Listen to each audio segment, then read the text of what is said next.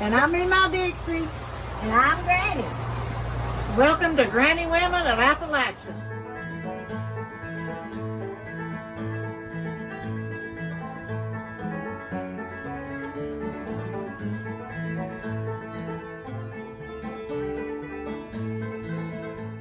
Is this how you can pumpkin?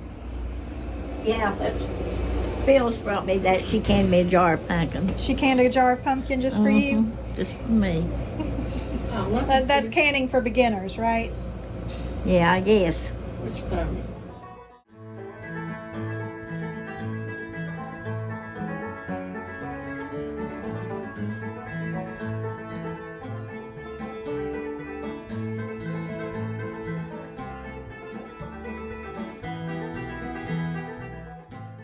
Morning, guys. This morning I am going to make some yeast rolls, and I'm going to start out with 1 cup of warm water and 2 packs of yeast.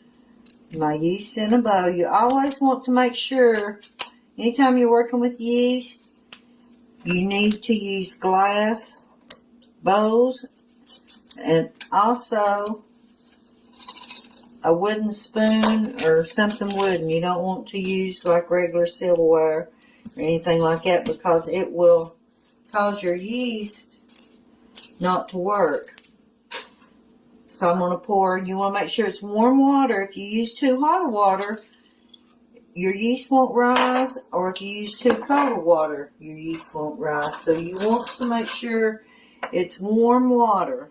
So I want to start my yeast first and let it get to working good before I ever even think about starting to make my rolls. I want my yeast worked and ready first. So you just stir it up really good.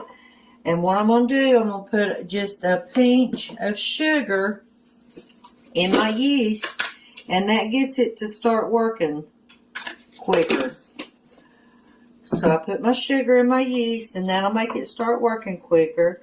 And I'll leave it set to let it start working. And once it gets to working good, then I will go ahead and get all my ingredients together, measured out, to start our rolls. Good morning, guys. I am going to make refrigerator rolls this morning. And first off, I'm going to put a 1/3 cup of Crisco butter flavored shortening in, and 1 cup of boiling water. And I'm going to pour it in, and I'm going to mix this up good till my butter or my shortening dissolves. Shortening dissolved pretty good. I'm going to take a wooden spoon and just, there's a few little places it happened. And once this dissolves really good, I am going to add 3/4 cup of sugar in this hot water. That helps to dissolve the sugar. And 2 teaspoons of salt. Okay, next I'm going to add 2 eggs beaten.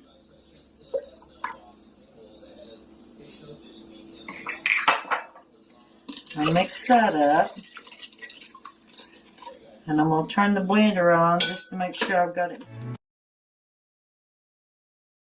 Add my yeast. My yeast is raised good, so I'm going to go ahead and pour it in.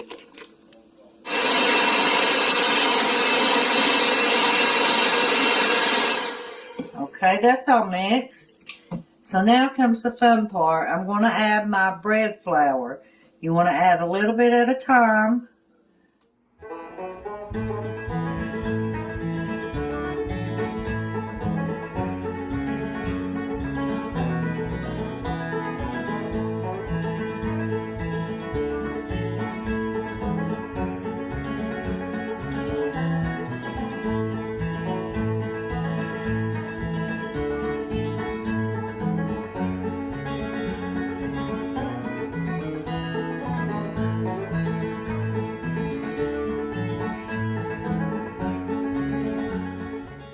Okay, my rows are all mixed up. And this is a very old recipe. My friend Carol gave it to me, but I was looking through the cookbook, my grandma's old cookbook, and I did find this recipe in it, so I do know it's a very old recipe. And they are so good and very forgiving. And I'm going to put a little bit of oil in my hands and grease them down good because this is very sticky.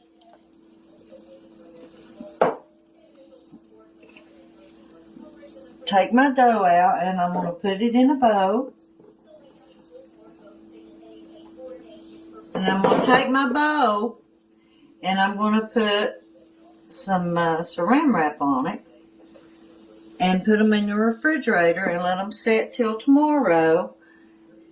And then tomorrow I'm going to take out some to make rolls with. Now this recipe, you don't have to use the whole thing at one time.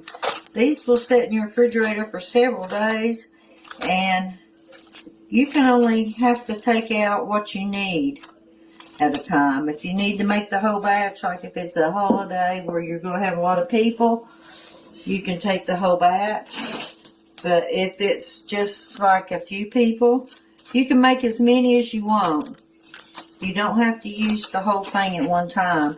Now I'll put this in the refrigerator, and you'll see in the morning when I get it out, it will rise to the top of this bowl. These rolls are awesome.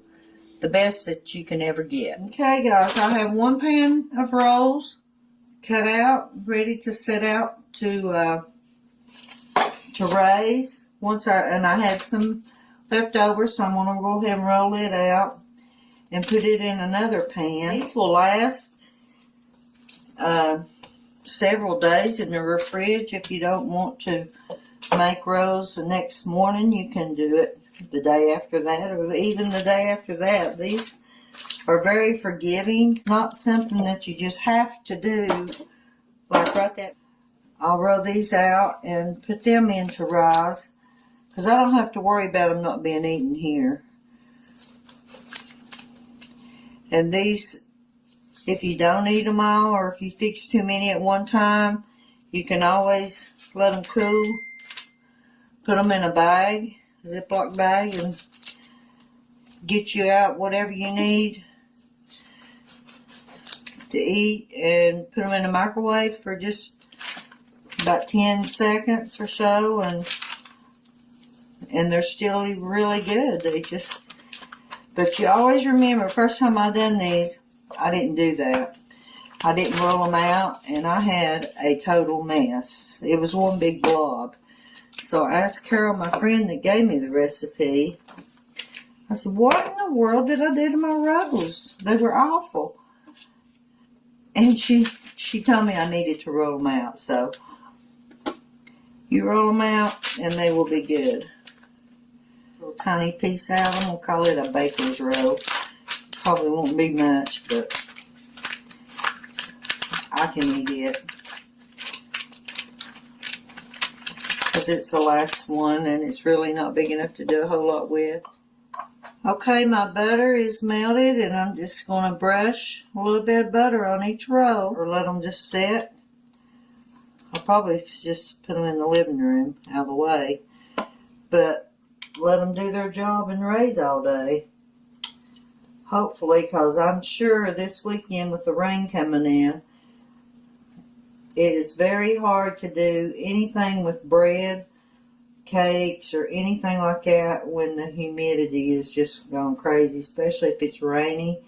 They just won't rise. It's just, you're wasting your ingredients and everything unless you got a really good place to keep them, because humidity plays a big factor in baking whether or not you want to get your rolls or any kind of cakes or anything to rise. This is my rolls, and they are rising great. They are going to be so good. I have 2 pans full, so we're going to have some good eating for supper. Okay, my homemade rolls are done, and they are ready to eat.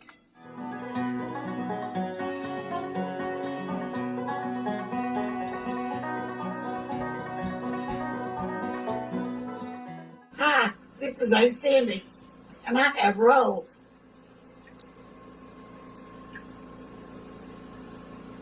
Oh my God. I love beef rolls. They're so fluffy. Oh, I know. I need some honey butter. And then I can eat the rest of the pan. Good job.